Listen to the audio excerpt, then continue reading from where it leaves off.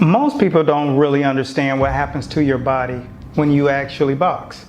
So Bud Crawford is going to have the experience of his lifetime when he goes through this experience that most people who first start boxing experience when they step into that first impact, getting into that class that lights their brain up, and then within the first 90 seconds, they're totally gassed out. Now, what I'm going to explain to you is what actually happens to your body when you box.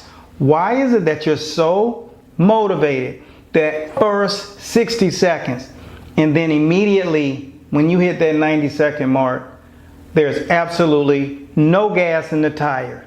And that's what happens when fighters go up in level and when you go into a brand new boxing class. You see, the first thing that happens is your body starts to have to wire to every mechanic that you're using. So you're balling up your fists, you're bending your knees, you're placing your feet right where you have the most balance. And then the instructor says go, or you hear the bell ring. What has to happen from that point is you have to measure distance. You have to calculate speed. You have to understand the kind of power you're throwing. And then you have to not miss the target. At the same time, throwing volume, throwing hard, being excited, not being in control of your breathing. The next thing you know, you're totally gassed out. And that, my friend, is what happens when you box. You trigger the sympathetic nervous system. And that equates to when a fighter goes up in weight, fighting against another individual, an opposition that actually has the same level or close to skill set, but they have natural advantages with the weight. And that's when you pull a person into a zone that they have not been in, under those tight lights, in that atmosphere. So you take it back to your instructor yelling, box! And then you go and you forget all of the rules with time and mind management, and you get caught up in that moment. And that moment is bright. And that is when you see the stars that hit what we call the bright lights of boxing.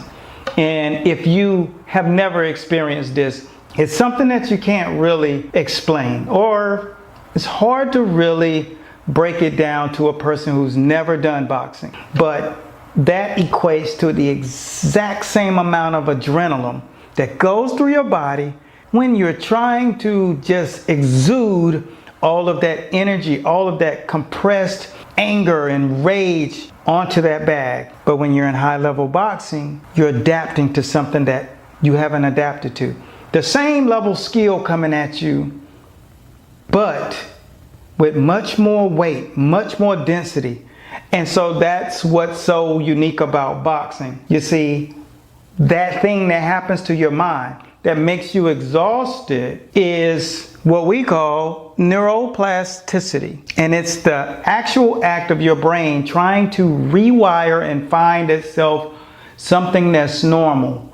See, brains, it looks for patterns, things that it can identify with. Just like when you're spelling words and you have to refer back to your ABCs and pronunciations. That's the same protocol that your brain has to actually go through.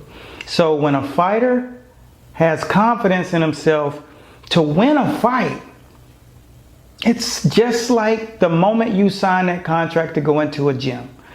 You know you want to hit that bag and you think you're going to actually hit it like for hours. But that's not how it happens.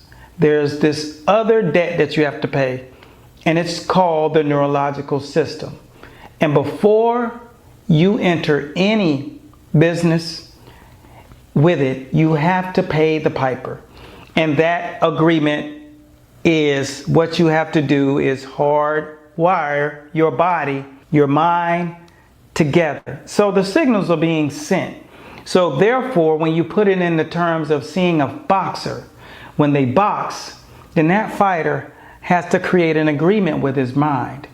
And he can't just say, well, I want to be aware and I actually feel like I can do it. But there's a third thing that you have to sign the contract on. And that, my friend, is what we call mastery. Because there are 3 phases of mastery. 1, cognitive. What made you want to go in there?